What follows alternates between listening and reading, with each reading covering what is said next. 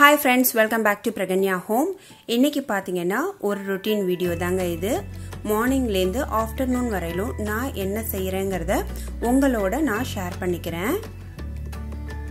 இன்னைக்கு பாத்தீங்கன்னா மார்னிங் நான் வந்து தக்காளி சட்னிக்கான preparation தான் இது. இந்த சாப்பிங் போர்டை பத்தி சொல்லணும்னாங்க நான் யூசுவலாவே எல்லாரும் யூஸ் பண்றாப்ல வுடன் போர்டு யூஸ் பண்ணிட்டு இருந்தேங்க. அது பிளைவுட்ங்கிறதுனால வந்து அது தனித்தனியா கைண்டிட்டு வந்துருச்சு. இந்த சப்பாத்தி கட்டை பாத்தீங்கன்னா நான் யூஸ் பண்ணாதே வச்சிருந்தேன். எனக்கு இது ரொம்ப யூஸ்ஃபுல்லா இருக்குங்க. இதுக்கு கீழே வந்து முக்காலிக்கு கொடுக்கறாப்ல 3 கால் மாதிரி இருக்கு. அதுக்கு இடையில வந்து நம்ம இந்த மாதிரி ஒரு பிளேட்டை வச்சு நம்ம வந்து கட் பண்றதுனால நம்ம கட் பண்ற தோல் இதெல்லாம் வந்து ஈஸியா இப்படி வச்சுக்கலாங்கறாப்ல இருந்தது. அதனால இதையே நான் சாப்பிங் போர்டா யூஸ் பண்ணிட்டேன். ரெகுலராவே நான் வந்து ஒரு சுண்டல் வகை செய்வேங்க மார்னிங் பாப்பாவுக்காக எங்க ஃபேமிலிக்காகவே. அது மாதிரி தான் இன்னைக்கு நான் பச்சை பயிறு வேக வச்சிருக்கிறேன். இது பாத்தீங்கன்னா சட்னிக்கு நம்ம வந்து வதக்கிட்டு இருக்கோம். ஃபர்ஸ்ட் மிளகாய் வதக்கி தனியா எடுத்து வச்சுக்கணும்.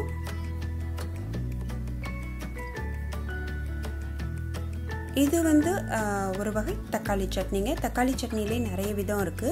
அதுல நான் எப்படி செய்யறேங்கறத பாருங்க. மிளகாவை வறுத்து எடுத்தாச்சு. இப்போ வெங்காயமும் நல்லா வதங்கிடுச்சு. வெங்காயம் வதங்கின பிறகு தக்காளியை போடுறோம்.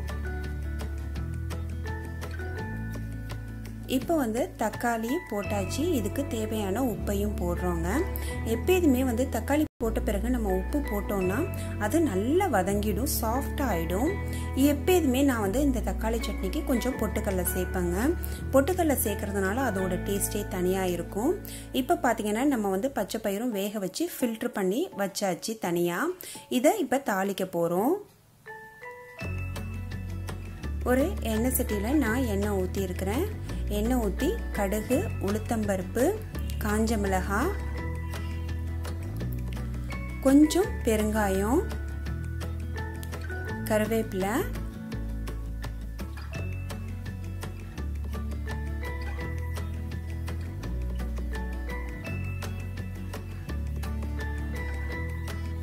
பாருங்க கடுகு உளுத்தம்பருப்பு எல்லாம் வெடிச்சிடுச்சு. இப்ப கருவேப்பிலையும் போடணும். போட்ட பிறகு நம்ம வேக வச்ச பச்சை பயிரை வந்து இதுல போட்டு வதக்கணுங்க. எப்போதுமே பாத்தீங்கன்னா நம்ம வந்து இது மாதிரி சுண்டல் வகை செய்யும் போது வேக வச்சு தான் செய்வோம். அப்படி செய்யும் போது வந்து நம்ம வந்து தாளிக்கும் போது ரொம்ப நேரம் போட்டு நம்ம இது மாதிரி பிரட்டிட்டே இருந்தோம்னா அந்த எவ்வளோ சாஃப்டா இருந்தாலும் அந்த பயிர் வகைகள் வந்து திரும்ப வந்து ஹார்டு கொடுத்துடும். அதனால பாத்தீங்கன்னா நீங்க வந்து ஜஸ்ட் தாளிச்சு உங்களுக்கு வேக வச்ச பொருட்களை எடுத்து போட்டு தேங்காய் எண்ணெய் போடணுமோ அதை போட்டு எடுத்து வச்சிடுங்க உடனே. அப்புறம் பாத்தீங்கன்னா இன்னொரு அடுப்புல நான் இட்லி ஊத்தி வச்சுட்டேன்.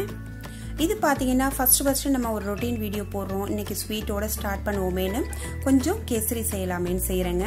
ரவாவை வறுத்து எடுத்து அதுல பாத்தீங்கன்னா 1 டம்ளர் ரவாவுக்கு நான் 3 டம்ளர் தண்ணி வந்து கொதிக்க வச்ச தண்ணியை ஊத்தி கலர் பவுடர் போட்டிருக்கேன். இது வெந்தோடனே இதுக்கு பாத்தீங்கன்னா நான் எப்போதுமே ஈக்குவல் தான். 1 டம்ளர் ரவானா 1 டம்ளர் தான் ஜீனி போடுவேன்.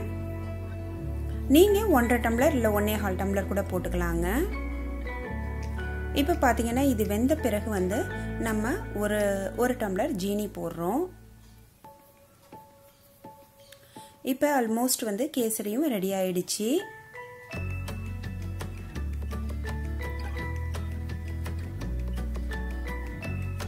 இது மாதிரி ரொட்டீன் வீடியோ நான் போடுறது உங்களுக்கு பிடிச்சிருந்ததுன்னா கமெண்ட்ல சொல்லுங்க.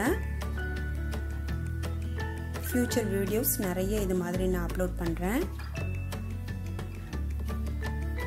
இப்ப பாத்தீங்கன்னா பாப்பாவுக்கு நான் வந்து டிஃபன் ரெடி பண்ணிட்டேன். பச்சை பயிறு, இட்லி, சட்னி.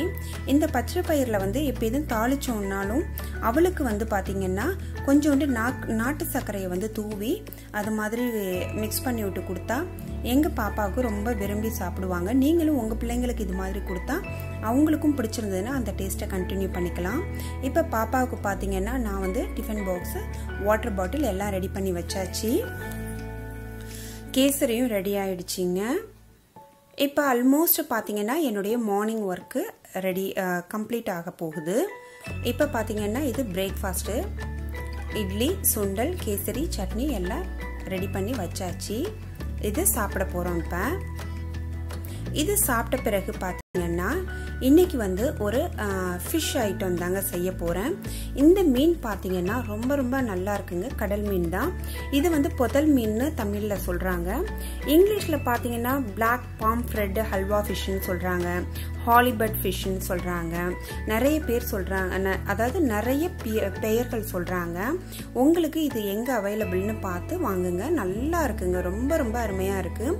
சென்டரில் ஒரே ஒரு முள்ளு தாங்க இருக்குது. இப்போ பார்த்தீங்கன்னா இந்த மீனை வந்து நம்ம வந்து மீன் வறுவலுக்கு தேவையான பொருட்கள் பார்த்தீங்கன்னா ஃபஸ்ட்டு நான் வந்து காரத்துக்கு தகுந்த மிளகாத்தூள் எடுத்துக்கிட்டேன். இஞ்சி பூண்டு விழுது எடுத்துருக்கிறேன். நான் வந்து 1 ஸ்பூன் வந்து பெருஞ்சீரக பவுட்ரு போட்டிருக்கேன். ஆல்ரெடி என்னுடைய சேனலில் பார்த்தீங்கன்னா மீன் வறுவல் எப்படி செய்யறதுங்கிறதும் ஒரு வீடியோ போட்டிருக்கேன். பட் அது வேறு டேஸ்ட் இருக்கும். இது மாதிரி செஞ்சு பார்த்தீங்கன்னா இது வேறு டேஸ்ட்டு. ரெண்டுமே நல்லாயிருக்கும். இது இன்னுமே நல்லாயிருக்கும். மஞ்சத்தூள் இதுக்கு பார்த்தீங்கன்னா நான் எப்போதும் சொன்னாப்புல மீனோட அந்த மசாலா நல்லா ஒட்டணுங்கிறதுக்காக கார்ன்ஃப்ளவர் பவுட்ரு போடுறோம். இது இப்போ போட்டது பார்த்தீங்கன்னா 1/2 ஸ்பூன் மிளகுத்தூள் போட்டிருக்கேங்க. இது ஒரு 1/2 ஸ்பூன் வந்து கார்ன்ஃப்ளவர் மாவு. நம்ம வந்து மீன் மசாலாவுக்கு பார்த்தீங்கன்னா எப்போதுமே வந்து ஒரு திக்கான பேஸ்ட்டாக தாங்க செஞ்சு வச்சுக்கணும். ரொம்ப தண்ணியாக இருந்ததுன்னா மீனில் உள்ள தண்ணியும் இதில் உள்ள தண்ணியும் பார்த்தீங்கன்னா ரொம்ப மீனில் அந்த மசாலாவே ஒட்டாத லெவலுக்கு ஆகிடும். 1/2 மூடி லெமன் புளிஞ்சு ஊற்றிருக்கேன். தேவையான அளவு சால்ட்டு போட்டிருக்கேன். இதெல்லாம் கொஞ்சம் கொஞ்சமாக தண்ணி விட்டு நம்ம வந்து ஒரு பேஸ்ட் ஃபார்மில் நம்ம வந்து பிசைஞ்சு வச்சு இப்படி அப்ளை பண்ணி வச்சிங்கன்னா உங்களுக்கு இதுலேருந்து தண்ணியே வெளில வராதுங்க. அப்படியே நீங்கள் எப்படி வச்சுருக்கீங்களோ அதே மாதிரி இருக்கும். இதை வந்து ஒரு 1 hour வந்து நம்ம ஃப்ரிட்ஜில் வச்சுட்டு நம்ம எப்போ வறுக்க போகிறோமோ அதுக்கு ஒரு 1/2 hour பிஃபோராக எடுத்து வச்சு நம்ம ஃப்ரை பண்ணி எடுக்க வேண்டியதுதான். இப்போ பார்த்தீங்கன்னா நம்ம மீன் குழம்பு எப்படி செய்ய போகிறோங்கிறத பார்ப்போம் வாங்க. நான் வந்து ஒரு மண் சட்டி வச்சிருக்கிறேன். இந்த மண் சட்டியில் நல்லெண்ணெய் ஊற்றிட்டேன். நல்லெண்ணெய் ஊற்றிட்டு கருவடகம் தாளிச்சிருக்கிறேன். தாளிப்புக்கு எப்போதும் மீன் குழம்புன்னா கருவடகம் தாங்க ரொம்ப ரொம்ப அருமையாக இருக்கும். இந்த கருவடகம்லாம் வெடித்த பிறகு வெங்காயத்தை நான் வந்து மிக்சியில் ஒரு ஓட்டி இருக்கேன். அதாவது வந்து ரொம்ப வந்து நைஸாக அரைக்காமல் ஒன்றும் பாதியமாக அரைச்சி வச்சுருக்கிறேன். ஒரு பச்சை மிளகாய் கீரி போட்டிருக்கேன்.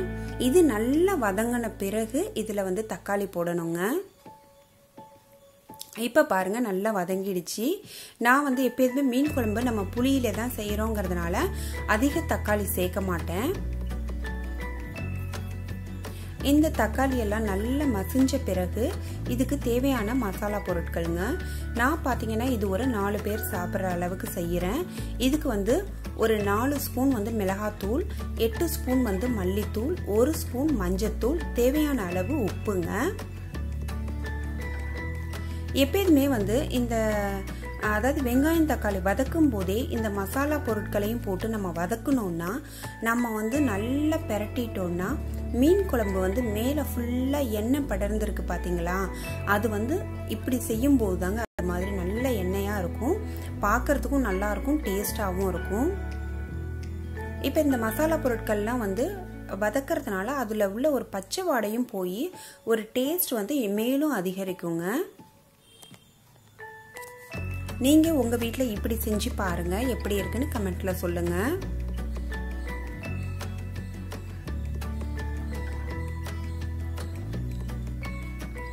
பாருங்கள் நல்லா வதங்கிடுச்சு. மசாலாவும் அந்த வெங்காயம் தக்காளி எல்லாம் ஒன்று சேர்ந்தாச்சு.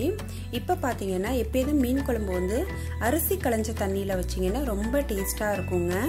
அதனால் அந்த அரிசி களைஞ்ச தண்ணியிலேயே நான் புளியையும் ஊற வச்சு அதை ஃபில்டர் பண்ணி எடுத்து வச்சுருக்கேன். இப்போ புளி கரைசலையும் ஊற்றியாச்சு. நல்லா மிக்ஸ் பண்ணி விட்டு மூடி வச்சு நல்லா கொதிக்க வைக்கணுங்க. இடையில எப்போதுமே மீன் குழம்பு கொதிக்கும் போது திறந்துட்டிங்கன்னா அந்த மிளகாத்தூள் வாடை வரும். அதனால் நல்லா கொதி வந்த பிறகு ஒரு 5லேருந்து ஒரு 7 நிமிஷம் வரையிலும் மூடி போட்டு மூடின பிறகு ஒரு 7 நிமிஷம் கழிச்சு பார்த்தீங்கன்னா அது கொஞ்சம் திக்காகவும் இருக்கும். அந்த மல்லித்தூள் மிளகாத்தூள் வாசனையெல்லாம் போயிருக்கும். இப்போ வந்து மீன் குழம்புக்கு அதாவது வந்து மாங்காய் இல்லைன்னா மீன் குழம்போட டேஸ்ட்டே வந்து கொஞ்சம் குறைஞ்சாப்புல இருக்கும் எங்களுக்கு. அதனால் பார்த்தீங்கன்னா நான் ஒரு 4 துண்டு மாங்காவை போட்டு நல்லா வேக வச்சிடணும். வேக வச்சு நான் அதை தனியாக எப்போதும் வெந்துருச்சுன்னா எடுத்து வச்சுடுவேன். ஏன்னா நம்ம மீன் மாங்காய் எல்லாம் போடும்போது வந்து மாங்காய் வந்து வெந்து கரைஞ்சி போயிடுச்சுன்னா அந்த மீன் குழம்போட டேஸ்ட்டே மாற்றிடும். அதனால் இப்போ நான் மாங்காவை தனியாக எடுத்து வச்சுக்கிறேன். மீன் வெந்த பிறகு சேர்த்து போட்டு ஜஸ்ட் ஒரு கொதி விட்டு இறக்கிட்டோன்னா ரொம்ப அருமையாக இருக்கும். மாங்காவும் கரையாது, அதாவது குழம்புல வந்து எல்லா டேஸ்ட்டும் சேர்ந்து ரொம்ப அருமையாக இருக்கும். இப்போ மீன் துண்டுங்களை போட்டு ஒரு 5 நிமிஷம் நம்ம கொதிக்க வைக்கணும். இந்த மாதிரி மீன்லாம் பார்த்தீங்கன்னா நம்ம ரொம்ப நேரம் கொதிக்க வைக்கணும்னு அவசியம் இல்லை. ஒரு 5 நிமிஷம் போட்டு கொதிக்க வச்சாலே போதும். ஏன்னா இதில் முள் அதிகமாக கிடையாது, ஃபுல்லாகவே சதையாக இருக்கிறதுனால சீக்கிரமாக வெந்துடும். ரொம்ப ரொம்ப அருமையாக இருக்கும். நீங்கள் இறக்கி வச்சாலுமே அந்த ஹீட்லேயே அது வெந்துடும். மேலும் இப்போ பார்த்தீங்கன்னா மீன் குழம்பு ரெடி ஆயிடுச்சு. இது வந்து 10 மணிக்கு நான் லஞ்ச் முடிச்சுட்டேங்க. இது பார்த்தீங்கன்னா 11 மணிக்கு மாதுளம்பழம் ஜூஸ் போட்டிருக்கேங்க. மாதுளம்பழம் ஜூஸ் போடுறதுக்கு மிக்சி ஜாரில் மாதுளப்பழம், டேட்ஸ் எல்லாம் போட்டிருக்கேன். இன்னும் சில ஐட்டங்கள்லாம் போட்டிருக்கிறேன். இது பார்த்தீங்கன்னா மாதுளம்பழம் புஸ்டின்னு சொல்லுவாங்க. இந்த ஜூஸ் வந்து அவ்வளோ ஹெல்த்திங்க. யூஷுவல் ஜூஸ் மாதிரி கிடையாது. இந்த ஜூஸோட டீட்டெயில் உங்களுக்கு வேணும்னா நீங்கள் கமெண்ட்டில் சொல்லுங்கள். அது எப்படி போடுறதுன்னு நான் டீட்டெயிலாக உங்கள்கிட்ட நான் ஷேர் பண்ணுறேன். இப்போ பாருங்கள், எனக்கும் என் ஹஸ்பண்டுக்கும் மாதுளப்பழம் ஜூஸ் ரெடி ஆயிடுச்சு. பாப்பாவுக்கு நான் அவங்க வந்தால் அவங்களுக்கு ஃப்ரெஷ்ஷாக போட்டு கொடுப்பேன். ஏன்னா இது சம்மர் டைம் ஸ்டார்ட் ஆயிடுச்சு இல்லைங்க. நம்ம டெய்லி ஏதாவது இன்டேக் இது மாதிரி கூலாக எடுத்துக்கிட்டா தான் ரொம்ப ரொம்ப நல்லாயிருக்கும். Juice ready ஆயிடுச்சிங்க.